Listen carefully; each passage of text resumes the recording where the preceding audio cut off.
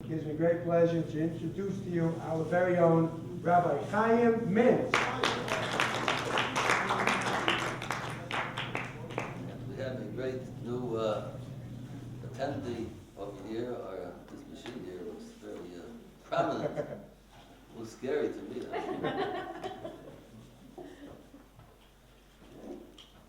They say that Chafetz Chaim tells us that God is good to us, that He gives us inventions for us to learn from and get the right ideas from. We know that God watches over everything that we do. He sees all, he hears all, He knows all. Some people say, how's that possible? God to know everything we're doing? Look at one of these machines. Even the machine can do it. Every little thing we're doing, it's recorded. Everything we say, recorded. So it's not so hard for God to know if this machine can do it. So God's good to us and gives us a visual aid to be able to realize that He's watching all the time, and everything that we're doing is written down in a book. And to remember, nothing's forgotten. Just like a machine like this, nothing's forgotten. It's all there, every action, every word. Okay. We are in the middle of discussing the fourth statement said in the tent of Mount Sinai. To remember the day of Shabbos, to make it holy. And we said last week that contains two ideas. One is in Shabbos itself, to make Kiddush, to make a boundary between Chol and Shabbos when it comes in, the week and holiness, to make a boundary now it's coming Shabbos, to make a boundary when Shabbos goes out, to make Havdalah, to say, till here it was Shabbos, from now on it's not Shabbos anymore. That's one thing, Zohar. Another, Zohar means the whole week before, to remember about Shabbos. Shammai, on one hand, used to buy something good for Shabbos the first day, and the second day, if you found something better, you eat it, buy something else, and so on. You remember Shabbos from the time you made Havdalah, after Shabbos till next Shabbos. You remember Shabbos the whole time? Because he wants to remember God's in charge. He's the Boirei, He's the Creator, He watches what we're doing. And Hillel, on the other hand, said, no, I'm not going to keep it. I have faith in God. When it comes to Erev Shabbos, He'll take care of me. I'll have something very good for Shabbos. So we spoke about that last week. Now we come to Lo Sasa Kol Malacha. Do not do any activities or actions we have in our number one, actions and Shabbos. I presented last week the question why Shabbos is probably the stepson of all the other commandments in the Ten Commandments. Everything else people are very careful about, aware of. Idol worship, who worships idols? Everybody understands they don't worship idols. You don't swear falsely, everybody understands that. To use the name of God in vain, honoring parents, don't kill, don't kidnap, all these things people understand. When it comes to Shabbos, for some reason, people are very lax about it. Why is that? So somebody, we had different ideas. I gave the question out to the audience over here. We had different ideas. One of the ideas was, people don't really know what Shabbos is all about. What's included? What does it mean to keep Shabbos? So in order to give the right idea and understanding, we have to go to the root of things. This is not known to people what you're not allowed to do on Shabbos. The first time we talked about it, some people said work. Malacha, they turns out as work. It's not like hard work. The throwing the switch is not hard work. And that's the false interpretation of Shabbos, of Malacha. What is forbidden to do on Shabbos? So in number one on our glossary sheet, it says, Lamed Tes Malachas. there are 39 forbidden actions on Shabbos. That sounds very scary. 39 forbidden actions. You won't be able to live, to move. But we'll talk about that soon. But what are these 39 forbidden actions? Not work. It's mistranslated as 39 works of Shabbos. It's not work. Action. Which actions?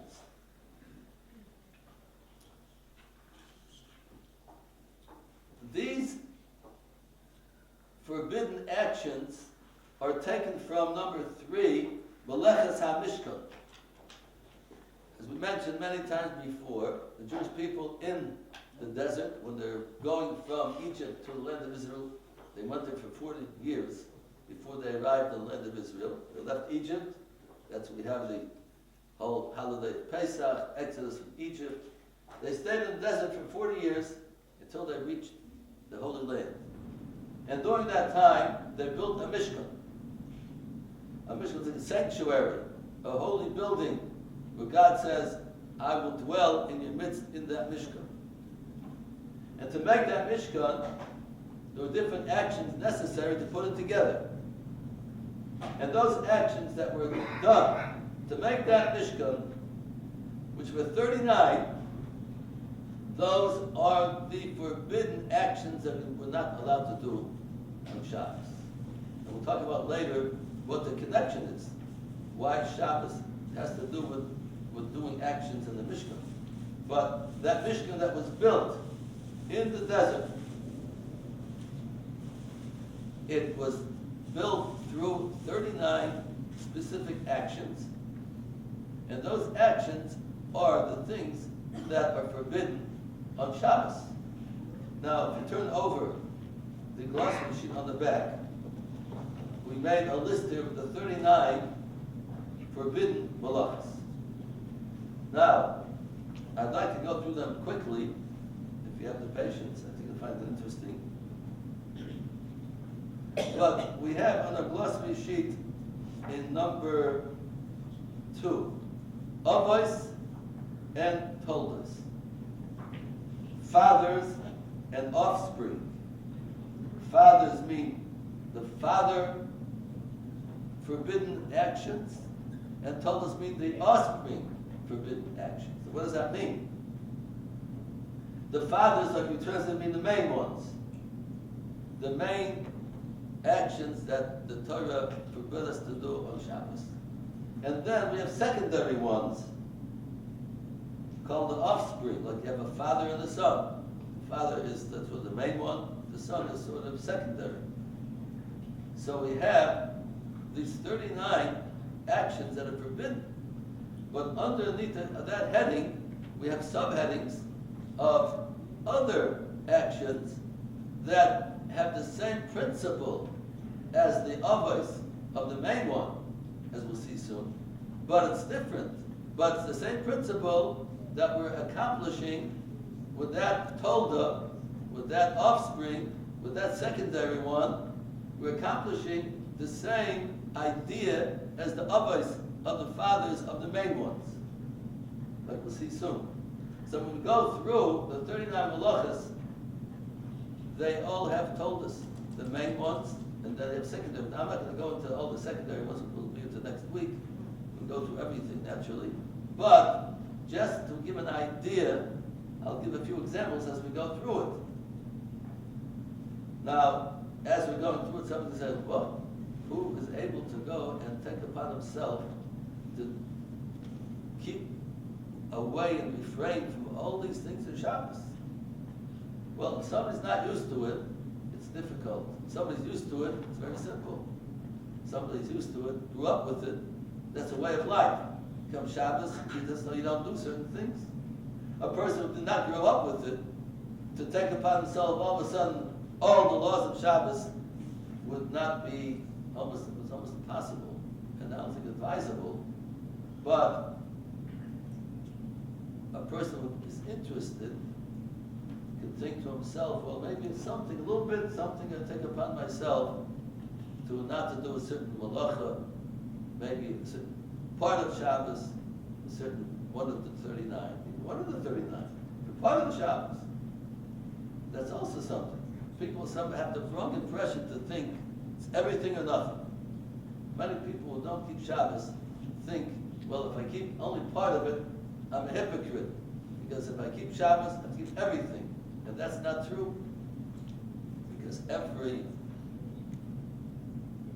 detail of Shabbos that's kept is a thing in itself. It's like tell a person, you want $1 million? Yeah. Okay. Outside on the ground is $1 million. Go and take it. He goes $1 million. Somebody took $500,000.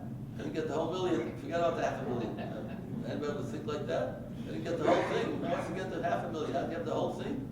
Anybody says that, he has to go to his local psychologist for some treatment.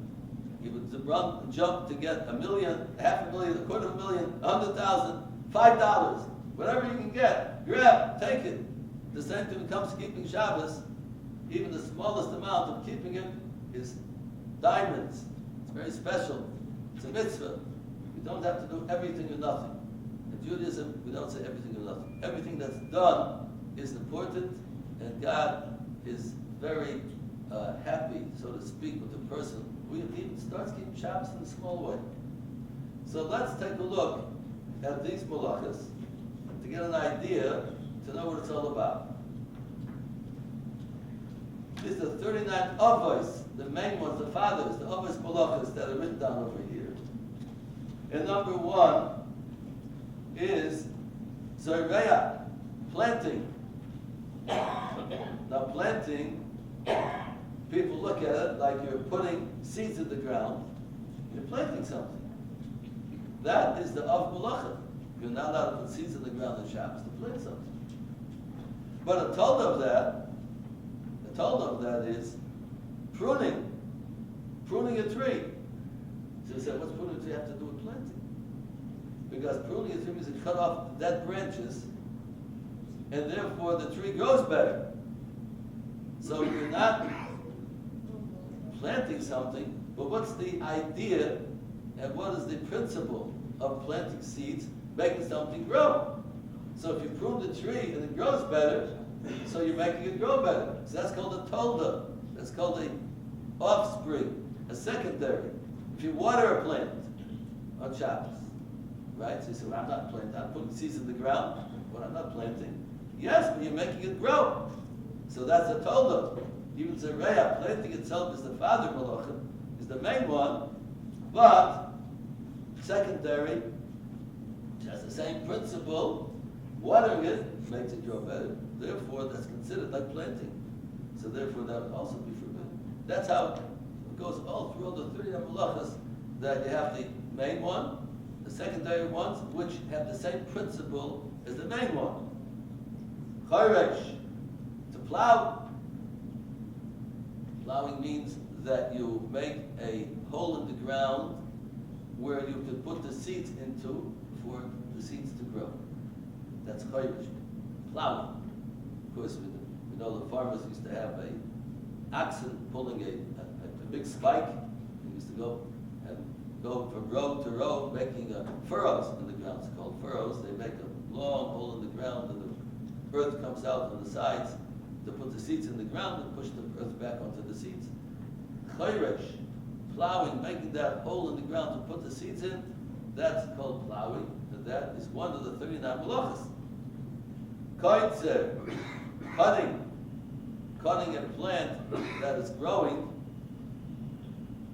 that means you're cutting off the plant from its root of life, where it's living from. It's living from the ground, you're cutting it off. So that's kaitza, that's cutting, that's forbidden on Shabbos. So anything a person will do to stop something from growing, by stamping on something and killing the root, whatever it might be, stopping from growing, that's called kaitza. Even though it's not the avulacha, secondary, but anything that's done, if you spray a plant with some weed pesticide, weedicide, what do you call it? The stuff that stops the weeds from growing.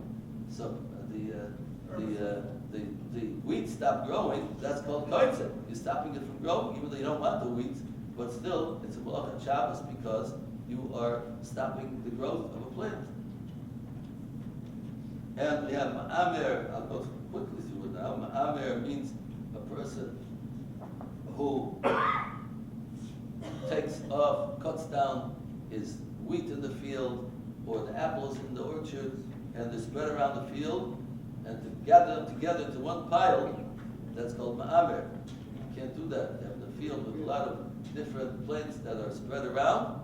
To gather them together in the middle of the field is forbidden. Then we have dash, which is threshing. Threshing, because we're not farmers now, a lot of people don't know what these things are. Threshing is, when it comes to grain, you don't thresh apples or oranges, you thresh grain. Because grain has the husks and the shell that conceals the inner kernels. Wheat, let's say, you have different types of grain. Let's say wheat, that you have kernels inside it, but the kernels look like popping popcorn, if you saw that we see around in the Bible before popping popcorn. These kernels look like kernels of these of corn that we popping corn. They are contained inside of the sheaths of the wheat, and to get to them, you have to. That's really where the flour is. The outside shell, you can't get flour from the shells. You have to get into those kernels, which are very hard, and get to them and take out the kernels. How do you do that? The inside of the, swallowed up inside of the shell of the plant, of the wheat sheet plant. So what they bang it, of course they do it with machines, but in the old times, it's the same principle. You take a hard object and bang on the sheets, on the shells, until it loosens up and brings out the kernels of wheat from inside. So that's called dash, that's called disha, that's called threshing. And of what we learned from over there, the tolda of that is milking a cow. Milking a cow, so you're doing the same principle. You're taking the milk which is contained inside of the animal, inside where the milk is, and you're squeezing it out. So this is something which is considered a malacha, because it's the same principle. You're taking something that's swallowed to something else, bringing it out from its shell, from the place it's swallowed into. The same way a mother's milk on Shabbos, if some reason a woman has to get rid of the milk, the baby's not nursing enough, whatever it is, and there's a lot of tzar. There's a question of how you're allowed to do that. At the same time, the halacha of dash. So you have a halacha, and if an animal, for instance, let's say is a lot of tzar, a lot of pain. An animal, they don't milk the cow is in a lot of pain. Have you heard a cow mooing when they have too much milk? It's a lot of pain for the cow. So we're allowed to milk the cow if the milk goes on the ground. You can't put it in a vessel, because that's considered that you're transgressing the malach of dash. But if it goes to the ground, goes to ibud. The same way a woman also to squeeze out the milk is a lot of pain that doesn't keep it. So that's considered also permitted. There's a lot of pain.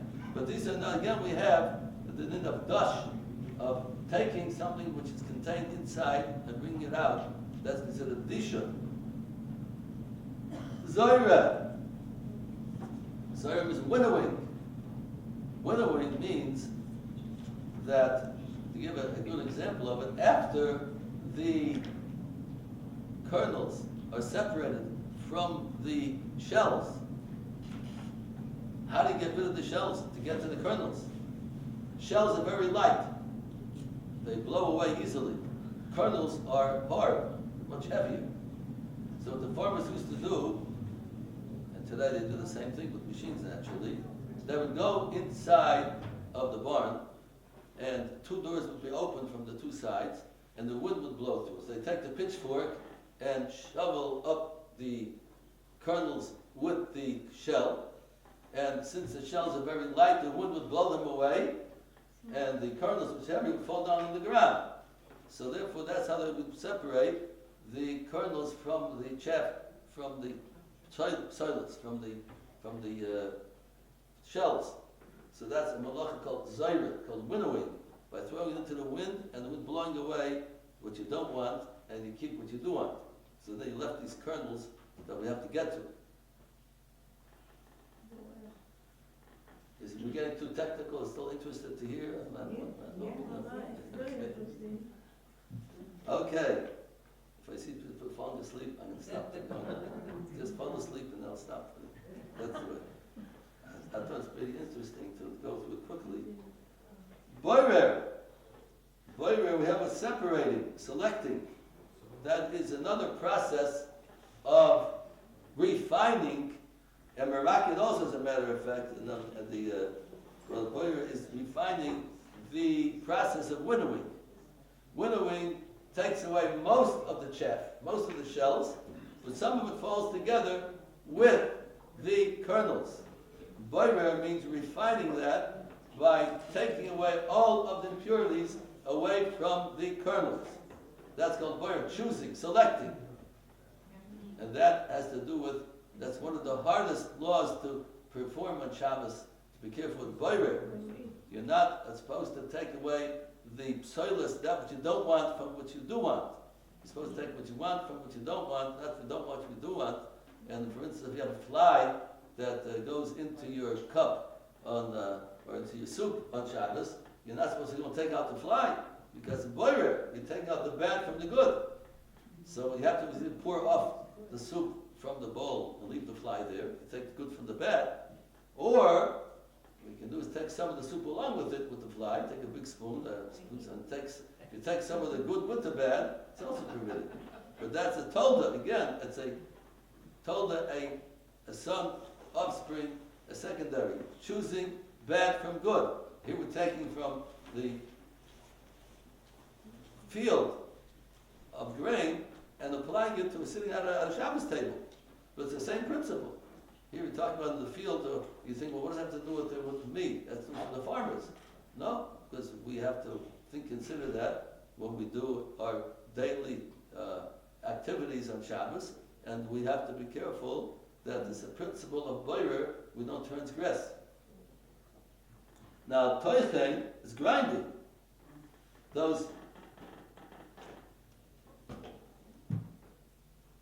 pieces of wheat, the kernels, they contain the nice white flour inside. But the flour is surrounded by this kernel, a hard shell. We don't see those kernels around today. It's something like a nut. You have to crack open the shell to get inside to the meat of the nut. Except there, the inside of the nut is hard. Here, the flour inside is nice, white, pure flour. How do you get to it? You have to grind the shells of the kernels. They put it in the grinder, and it grinds the shells, and therefore it releases the flour. That's toichen. It's grinding. The same way in Shabbos we have to be careful if we're making different types of food, and you want to prepare something for Shabbos, to grind up the tomatoes, you grind up the cut them very small, or the cucumbers, whatever it is. This is something that has to be dealt with. It's not only in the field, the kernels, but the same principle applies to grinding something up, making it to small pieces. Toichen. Merakid, because now the flour is mixed in with all these shells that you ground together. You ground up everything together. The kernels are ground up, and now the flour and the shells are mixed together. It's just like before when you made the threshing, so the kernels were mixed together with the chaff, with the shells of the wheat. Now you got a little further, now you have the flour mixed together with the kernels, with the shells of the kernels. You got to separate the flour from the kernels. So what do you do with that? Merakid, you have to sift it. Put it in the sifter. Because today they have, in the big mills today, they have these gigantic sifters, naturally, in the bakeries, whatever it is. But a lot of alabasters, they sift the flour before they use it. But here, they don't sift out the kernels. By the time we get flour today, it's all sifted already.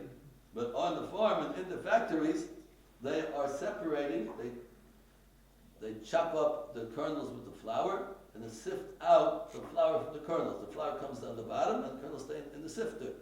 That's meraket. So this is something we have to be careful not to sift things in Shabbos. Sometimes you have something that impure, some pieces got into something, you want to separate the pieces from the drink that you want to have, whatever it might be. So again, you can be sitting at your Shabbos table, but to separate the what you don't want from what you do want to a sifter, you can't do that. Then we come to lush, kneading. Now you have the nice white flour, you're ready to bake with it. So you take the flour and you put water into it, we put eggs into it, what liquid you put, apple juice, whatever, however you want to bake with this flour, and you knead it and you mix it up into a batter. Most people don't do by hand today. Use your electric mixer, most people use today. The old babas used to do their hands with make the challah and the dough. But today people have mixers, but however you do it, that is the avulach of lush, of mixing together flour and water. And then oifet, the baking. Then you take the batter that you mixed up and you put it into the oven, and that is the end of that process of making bread. 11 malachas we went through just now. 11 malachas, that's one process of making bread. From the time that you plant and you plow, till the time you take it out of the oven, there are 11 actions that have to be done. And in the Mishkan, they did baking. They had to have the special 12 breads they put on the shulchan, on the table in the holy temple, in the Mishkan, the sanctuary, in the midbar. They had a mitzvah to put on the table. There was a table there, and the holy table made out of gold, covered with gold, and they had 12 breads on that table the whole week. It was there 6 and 6 of the breads put on that table. 6 breads and one stuffed up, and 6 on the other one, and that was kept there a whole week. It was taken off on Shabbos. Kohanim ate it on Shabbos, those 12 breads. If you ever notice in the bakery, we usually buy lechem mishnah, by the 2 breads that you have. So that's to remember. One of the things to remember are the 2 piles and the 6 you had in the Beis Hamikdash. Some of the challahs you find today, you'll notice that there's 6 pieces to it. That some round ones you can pull off the pieces, or some ones are long ones. Section challahs called. Section. Each section. What is that section challah? Why do we section? Usually made goes that they're braided the challahs. That's the reason why you make it braided. Maybe we'll come to that later. But why section challahs? Because each of those sections has 6. So these 6 on the lechem mishnah, you have 6 and 6 with 12. Remembering the 12 breads that in the Mishkan that they ate. The Kohanim, the priests, took off every Shabbos and ate it. And we remember those 12 by the section challah. Some usually don't use that, but some people use section challah. Remembrance of the 12. So that's one process of baking bread. Then we start another process of number 12, Yud Beis. This is the process of making clothing. And we start off Goizei Tzemer by shearing the wool of a sheep. So that's about malach. That's the beginning. You got to get the wool in order to eventually get the woolen clothing that you want to make. The first step is by shearing off the wool from the sheep. And goizeis could be a question also of the person has an object and he wants to things sticking out of it, maybe a hairy, a kind of a piece of clothing that he wants to get rid of the threads coming out and cut off the threads. That's like taking off the wool from the sheep. It's goizeis, could possibly go into that category of goizeis. That's the tolda. That's the secondary. And then you have malabe. Because wool from the sheep usually very dirty. The sheep, they go through all kinds of mud and all kinds of things that to get onto the wool. So you have to clean it. You have to clean it off. and make sure that's nice and clean before you continue the process. That's what you're not allowed to do the wash on Shabbos, because of this malach of malabe, to clean. Because clothes that get dirty, you're not allowed to put in the washing machine to wash because of the malach of malabe, of cleaning. Just like to clean the wool, that's the av malacha. The tolda malacha is to clean clothing, would be the tolda. Then, menapetz, then you have to comb tangled wool. In order before you start the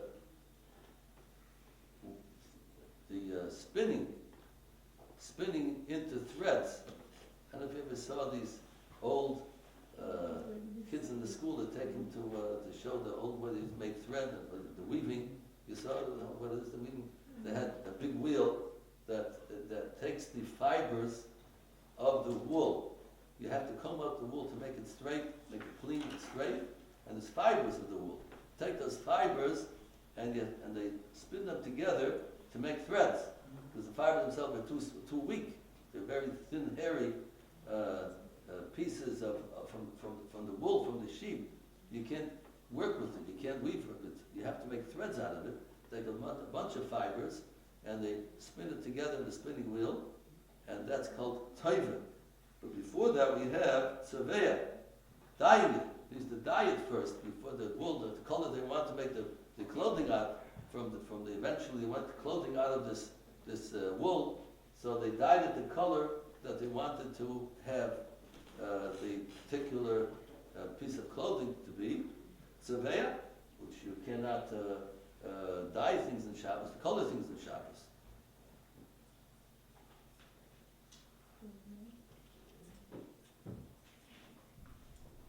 It's a question of sometimes of using a piece of cloth and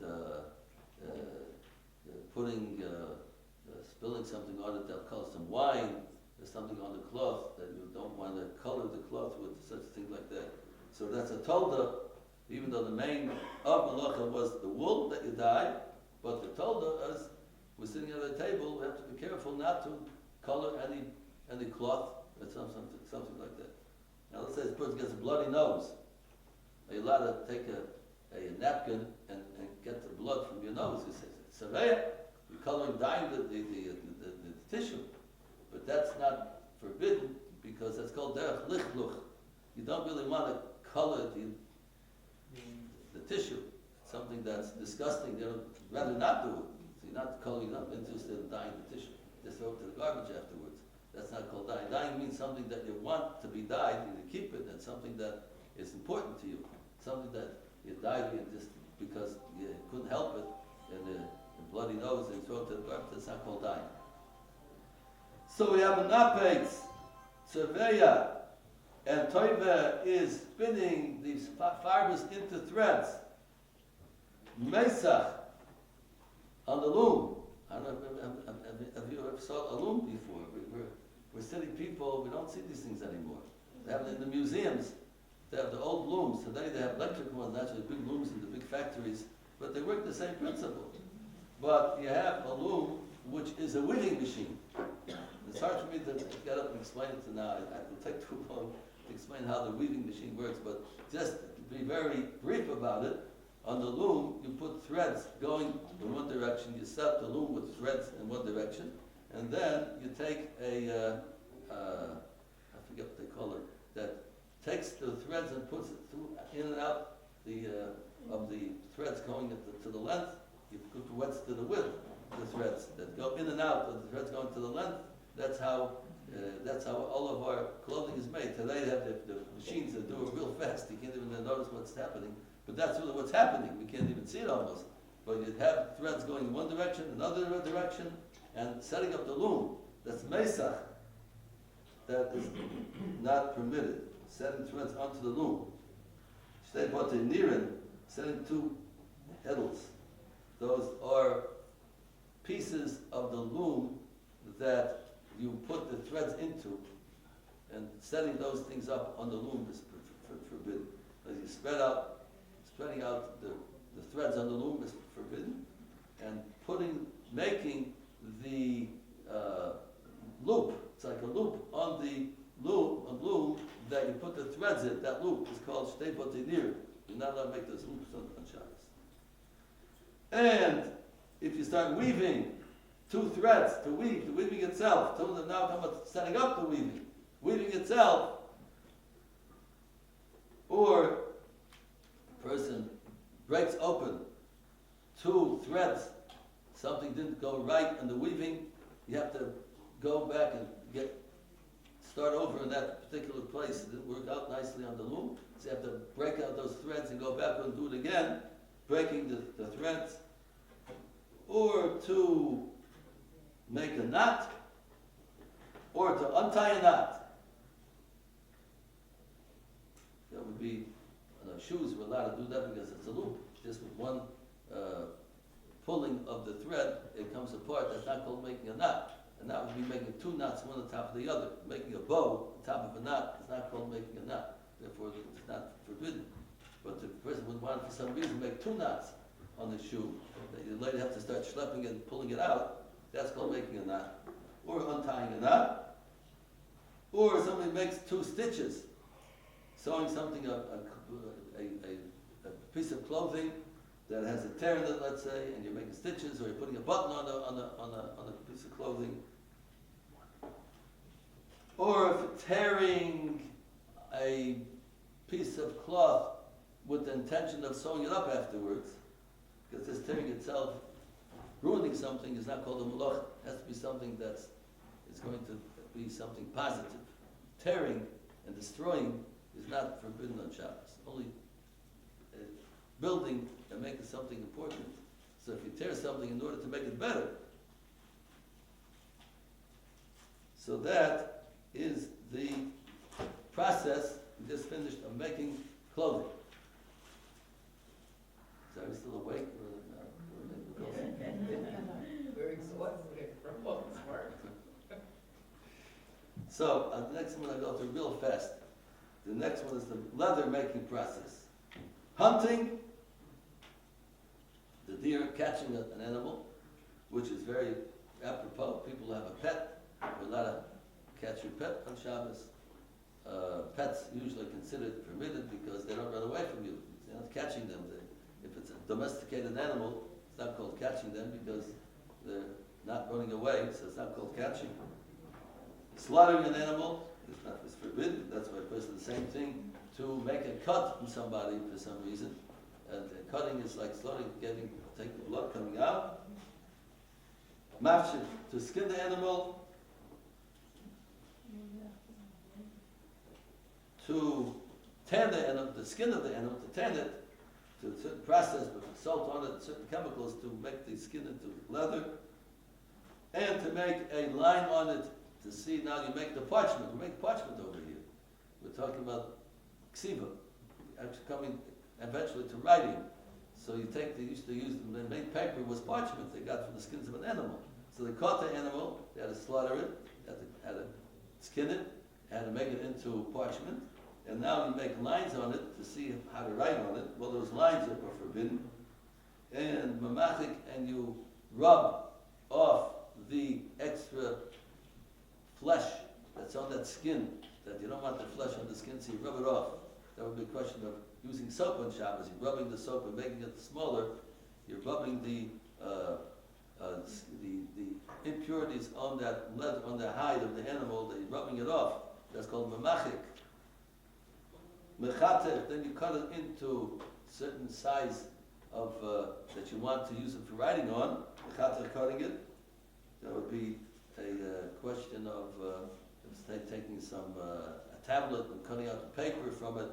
Possibly that would be mechater, cutting out a piece of paper into 2. You want to use half of the paper. It's mechater. Kaisei, writing. 2 letters. Erasing. And this is the process of writing, starting from catching the deer and using the skin to write on. And now we go to miscellaneous, different types of malacha. Baina, to build something, to build a building, or to build something that's much smaller than the building. Sukkah. Well, sukkah, well, yeah, but it would be allowed to build a sukkah on Shabbos. No, that's right, you can't build a sukkah either on Shabbos or Yom Tov. But if someone doesn't have a sukkah, something to make a non-Jew to build it, something question about that. Kids, what they have their blocks, that's not called building. They're building blocks because they come apart right away very easily.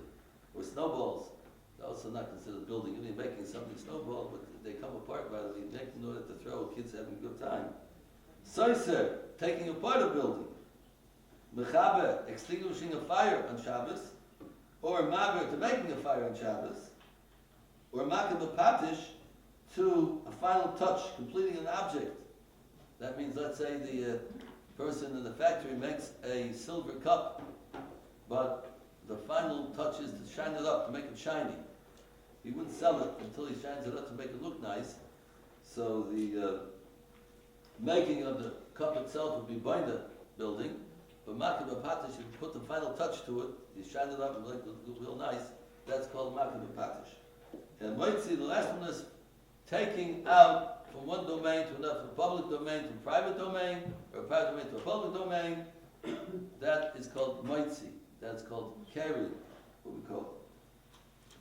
Or carrying in the public domain from one place to the other. You cannot carry from your house into the street into your house. That's called moitzi. That's number 39.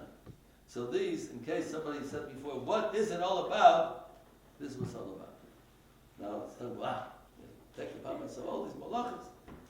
What's Shabbos? Like a straitjacket. We can't do anything. Can't move. So, to that, I answer.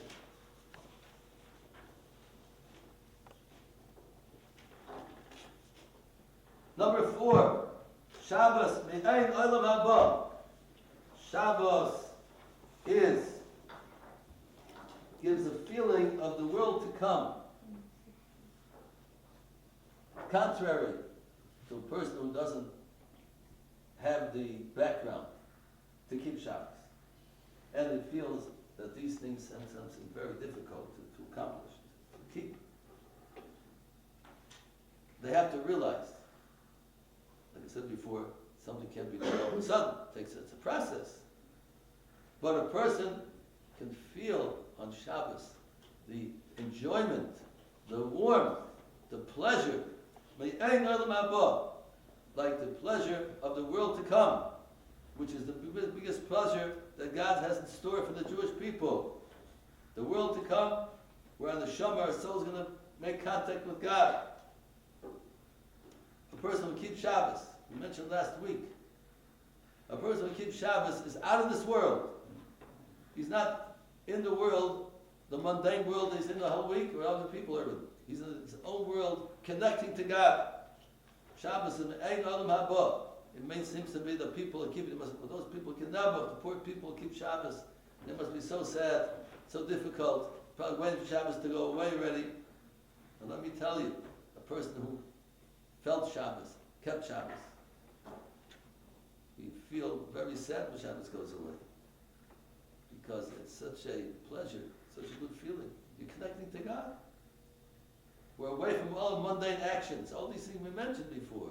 We're out of this world. We're not writing, we're not burning, we're not cooking, we're not washing, we're in a different world. The world to come won't have all these things. There won't be there washing and cooking and eating, all these things. No, on the Shema, a soul be contacting with God, connected to Him. All these actions won't be performed in the world to come. It'll be just the pleasure of connecting to God. And that's what Shabbos really is. We're refraining from doing mundane physical actions. And the 3 things that I wrote down over here that we have to think about on Shabbos. Number 5, what makes Shabbos so wonderful, so sweet, so enjoyable, so wonderful? 3 things. Number 1, we just said now, we take ourselves out of this mundane physical world and we connect with God. We're not connected to the world anymore, almost. And then we have Einik Shabbos, the pleasure of Einik Shabbos. It's a mitzvah for a person to eat good food on Shabbos, to do things that make you feel good on Shabbos. Whether it's food, taking a nice walk, sitting with the family around the table. How many people have a chance to do that? People come to a Shabbos table. Hey, this is great. People don't have a chance to sit with their family. Everybody's running and doing, and they're on their cell phones, and they're running to their friends, and they're on the texting, and everything, sitting at the table, talking to the parents, talking to them, they're texting. Hey, why don't you listen to me? Oh, too busy. I got to run out to my friend, and they're running there. People don't have time to chance with their family anymore. There's nothing there's running around it. Everybody has their own what to do. Shabbos, everything. Still, no texting, no phones, no nothing. Let's sit down together, have a family suda together, family dinner, Friday night, Shabbos morning. Onik Shabbos, enjoying it, because it's the pleasure of the example of the miniature of the world to come. Onik, away from the world, earthly world, into pleasure, into feeling God's presence. In number 7, we say in our prayers on Shabbos morning. On the 7th day, God became exalted and sat on his throne of honor. God sat on his throne of honor on Shabbos. He rested with the Jewish people. He's together with us. That throne of honor. He's sitting together with us at our Shabbos table. That's where he is. God's together with us because we're keeping Shabbos. We have the Einik. We're away from the world. We're like him. He doesn't do all these. He doesn't do wash. He doesn't cry. He doesn't put out lights. He doesn't he's totally away from this world. If we make us away from the world, we're connected to him. We're just like him. And we're able to connect and feel good and feel the Einik. The Ein Olam Haba. Shabbos is just like the world to come.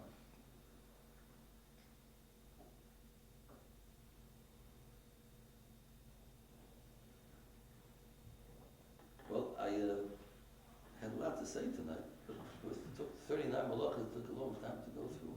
I think it was worthwhile. I hope so. I hope you felt it was worthwhile. But I'll ask a question.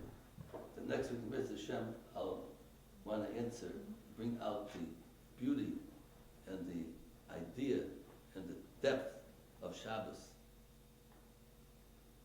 We say, at Shabbos, we're supposed to remember the creator of the world. The world did not come by itself.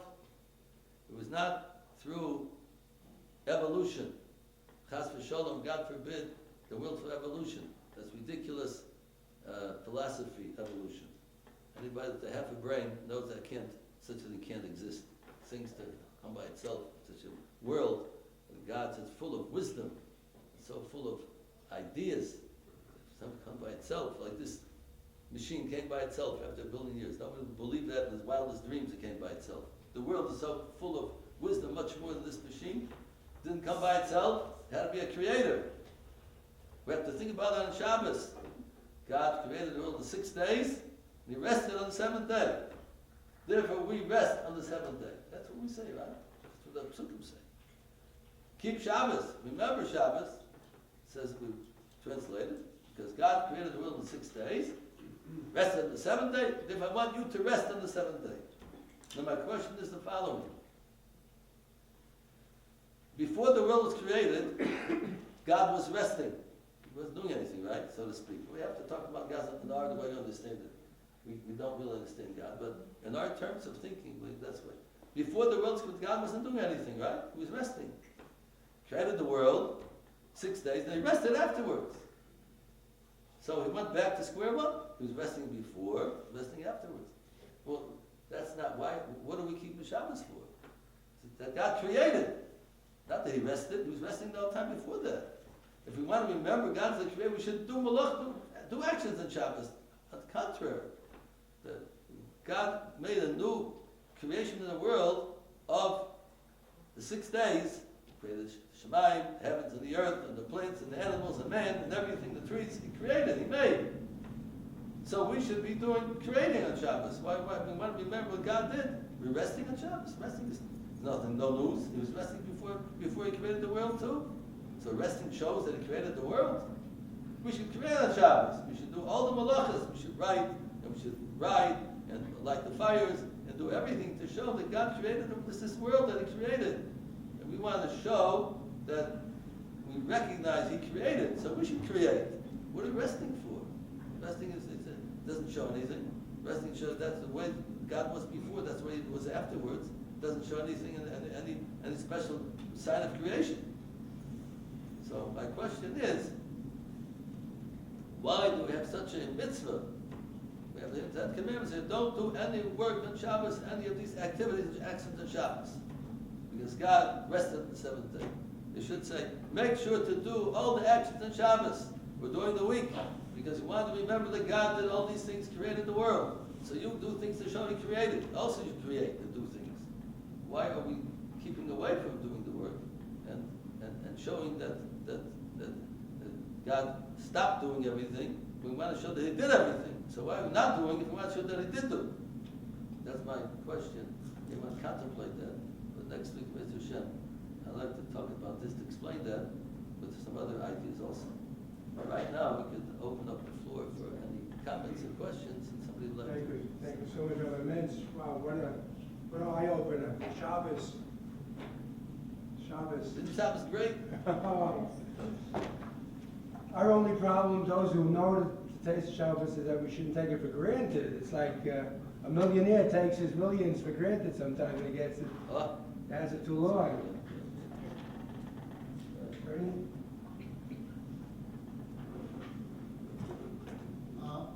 As I understand it, the history of mankind is based on a monarchy form of government, or some The history of mankind, the history you said? The history of mankind? Is Yeah. based on a monarchy form of government or some variation of it.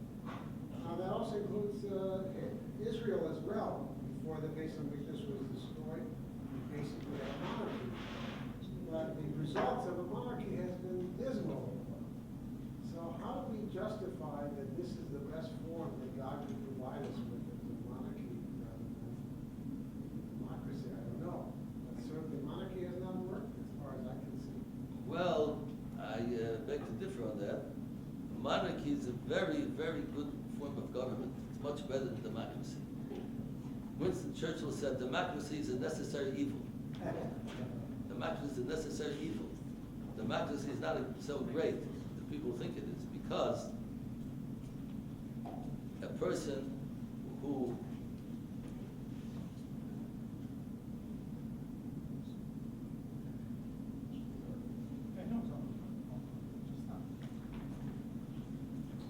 look what's happening now in the world. We're getting ready for an election now.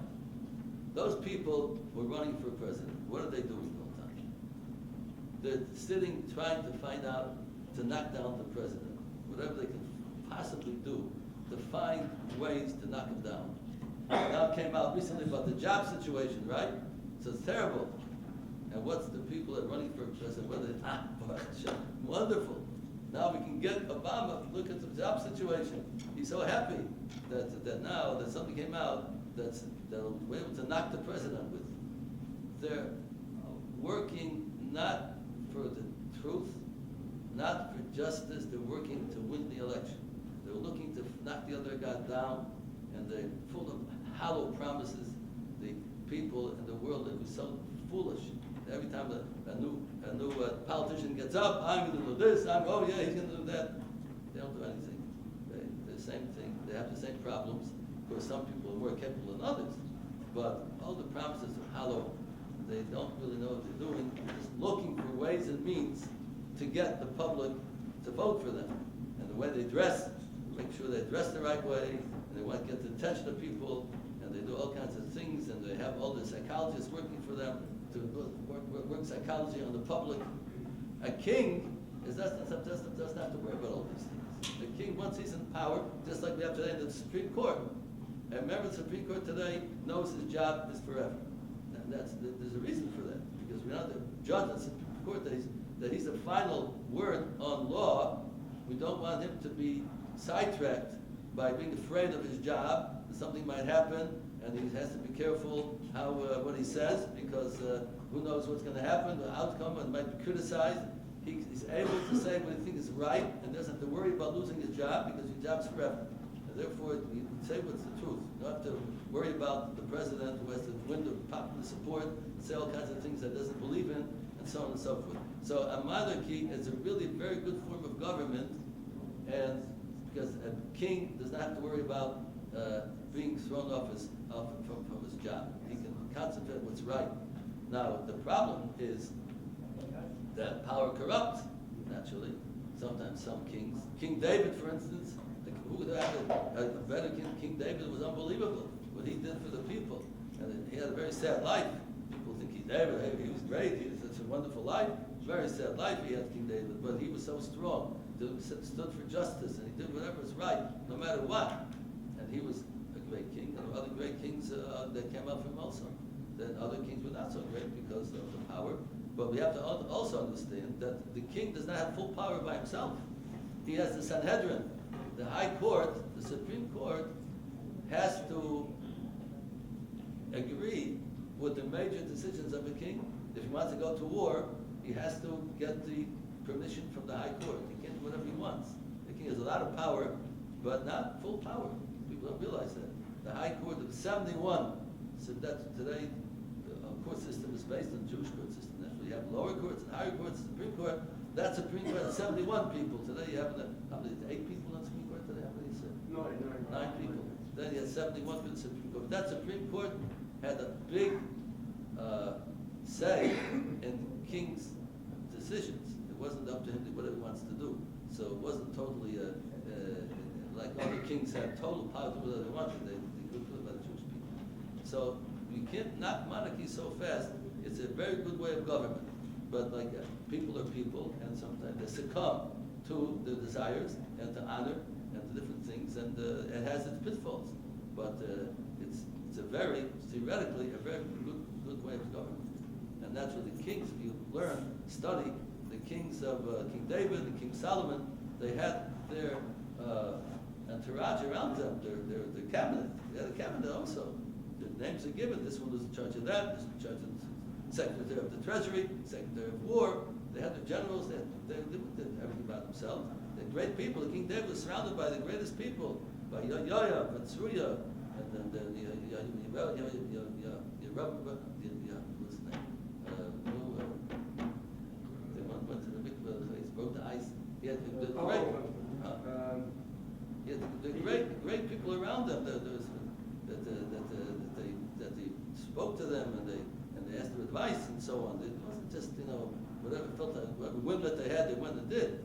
They had very great people around them, and they discussed things, and they led the nation the way they should.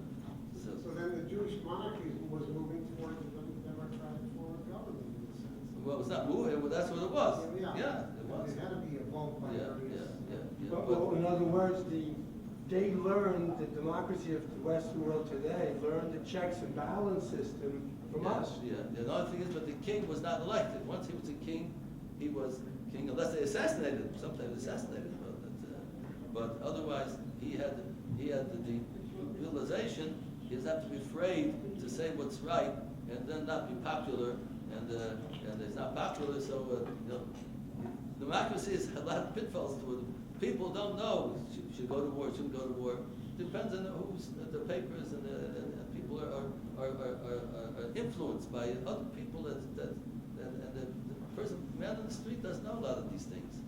He doesn't realize, doesn't know what's right and what's wrong. He doesn't know what's doing behind the scenes in politics in other countries, and it's a necessary evil. So you will vote for somebody who makes a good speech and so on, but people really, they're going to take a poll around it. Should they go to war? Should they go to Vietnam? Should they go to Afghanistan? People say, what do they know? They really know what's going on in Afghanistan. They know what's doing over there. You have to have people that the government that they study it and they know what's behind the scenes. But the people on the street, they get all excited about something and they don't really know what they. So it's a necessary evil. It's not such a great government. Churchill was very right. It's a necessary evil, but it's not. It's an evil. It's not the greatest great government. And Rabbi Mintz, would we also add to the checks and balances of the Torah that the Kohanim, the priests, had their own autonomy? The king couldn't really touch them too much either. That's right. High priest, so The priest had a very big say in what's going on also. The high priest, the Sanhedrin, the high court, they all had their place in government that they had their say. So but Yoav ben Yoyada, that's not true. But Yoav ben Yoyada, the great Great. great general of King David. He's such a righteous person. He's an unbelievable person. He's surrounded by the greatest people, King David, King Solomon. Great people around. Thank you, Randy. To illustrate what you've been saying, Rabbi Beryl Wine wrote a trilogy, The History of Human People, but the way he framed it was by discussing the rabbis who led and guided the people. So that's sort of very much what you're talking about. Well, he's talking about which period of time are you referring to? He started About from this the time. beginning all the way through the trilogy. Well, But he didn't go into every detail. He just went into the famous rabbis and how they conducted and how everybody followed the guidance of the rabbis. that's So true. they set the tone, just like a king would set the tone. That's true, but at different points in history, that changed. During the time of the temple, there was a king, and there was the high court, and so on, and after that was destroyed, the Jews went to Golus, things changed, but there was always somebody in charge, the great person, people looked up to, the great rabbis who led the generation. It changed different countries, different periods of time, but the bottom line was that there was always somebody great on top that led the Jewish people. That's correct. Probably, Rabbi Mintz, you'd agree more should be said maybe at another time how they ridicule the monarchy system today. The democracy look back with disdain almost. They don't realize the Jewish monarchy, they learned their system of checks and balances from our system, really. 100%. The whole judicial system is based on the Jewish judicial system. People don't realize that.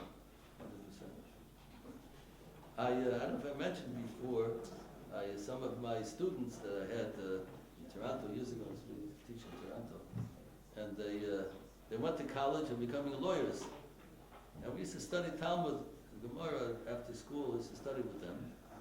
And they came back one day and said that the professor is saying that they have to change the words of contracts, because you look at the words of contracts that were written years ago, and they don't make any sense. And they want to, the official contracts that people make of selling and buying and borrowing and lending and so on, the contracts don't make any sense.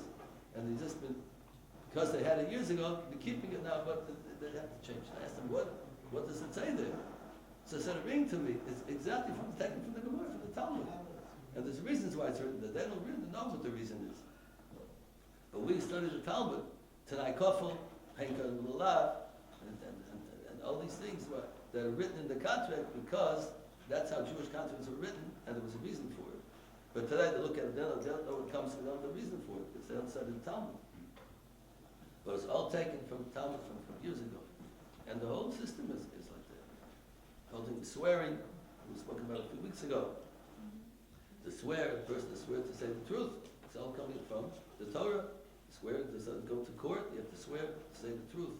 All these things are witnesses standing up to say that it's testimony, you have to stand. It's all taken from the Talmud. Another person have to stand with, you have to feel that something special, testimony, they're going to give somebody the death penalty or they make somebody pay some money, that they very seriously.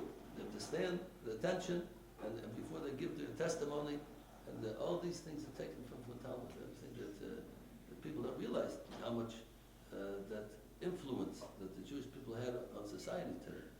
People know the history of all these things. I go on and on and on with different things. Hi, the rabbi began saying that the Shabbos is not an all or nothing, and that you should do as much as you can. But being a Shomer Shabbos is often used as a barometer to measure somebody's whether they can be kosher, or I don't know, be trusted kitchen or etc. So how do we explain that?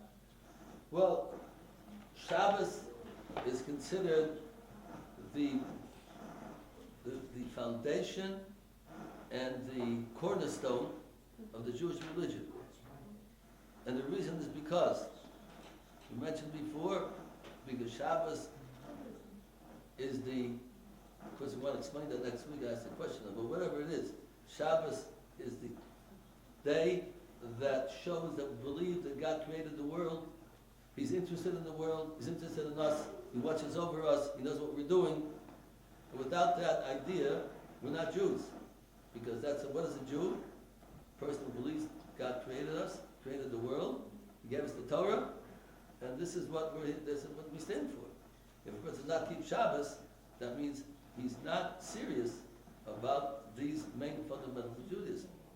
Now today, since in Europe, if a person didn't keep Shabbos, he was an outcast, because everybody kept Shabbos. And if somebody didn't keep it, and 100 years ago, 200 years ago, everybody kept Shabbos. If somebody didn't keep Shabbos, he's outcast. Today, and to a great dismay, people don't know what Shabbos is all about. They're brought up without Shabbos, they don't realize what it's all about. So we don't have that attitude to people that don't keep Shabbos. We try to teach them, and we try to show them, and give them the feeling of it, and they should experience it. Some experiences of Shabbos, they know what it's all about. From just theoretical talking about it, it sounds like you're in a straitjacket. Oh, with all those laws. If they come and keep the Shabbos and they live it and they experience it and they see what the connection to God is and how wonderful and warm and exciting and it's such a wonderful day of the week. People keep Shabbos, look forward to it. They want to keep Shabbos. So that's what we have to try to give over to people who didn't have the chance to know about Shabbos. So we don't look at them as outcasts because they don't know any better. And therefore we want to teach them they should know what it's all about.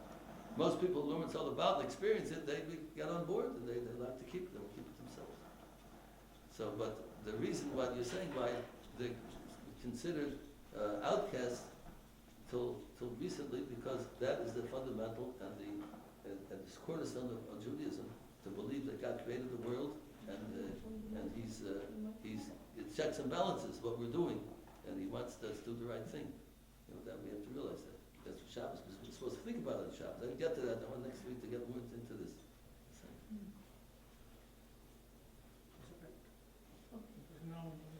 It's not working. Well, so you know, but it's making a lot of static. Rabbi, we say the joy name Rachot that was in the Bet HaMikdash, where we came out to do. Here is in the Bet HaMikdash they make Zorea, Yes. Kotzer. Not in the bed, for the bedrooms they need it. They need the spice, they need the dyes to make tchelas agoma and all the dyes for the clothing and for the curtains, So they need they dyes. So outside of the Bet HaMikdash. yeah, they had a plant. Not inside And of the Bet they didn't plant in the basement, no. For the bedrooms, they had a Oh, plant for the and Beit to HaMikdash. plow and all these things. And that's for the building of the Beit HaMikdash, they had all these 39 balcons. And another small question, like we have like borer or me'amer, it can be, if we're talking about everything, let's say if I want to put a pile of nuts. No, it's only in the soda, in the field. In the house, you're allowed to, so the kids come and throw nuts around their living room, you're allowed to put them together. It's only out in the field that it's spread around, you're not allowed to put in the pile. But if it's in the house, there's no man there. So Thank you. bless you. Did What we have over here? put a question in? No? Same other question. Switch that mic, choose that mic and move it back and forth. Oh, you guys, it's kind of quiet The now. mic is making problems. Okay. This way. Patience from technical. Okay. Oh, that sounds good. Yeah. Yeah? Rabbi, I'm assuming that these 39 law were written thousands of years ago. Conceivably, if it were going to be written in 2011 or 2012, do you foresee some additional or some lesson than it was when it was first written? We believe everything in the Torah is from God. God does not change. His laws don't change. You shut the mic that's playing there. Shut up. They can hear me.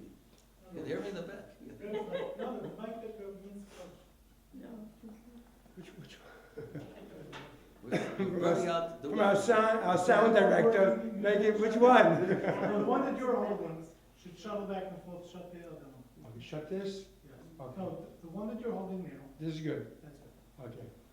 okay. Go down to Okay. 1 out of 3. No changing your Go mind. down to 1 out of 3. Yeah, this one is good. Yeah, shut the. Shut, well,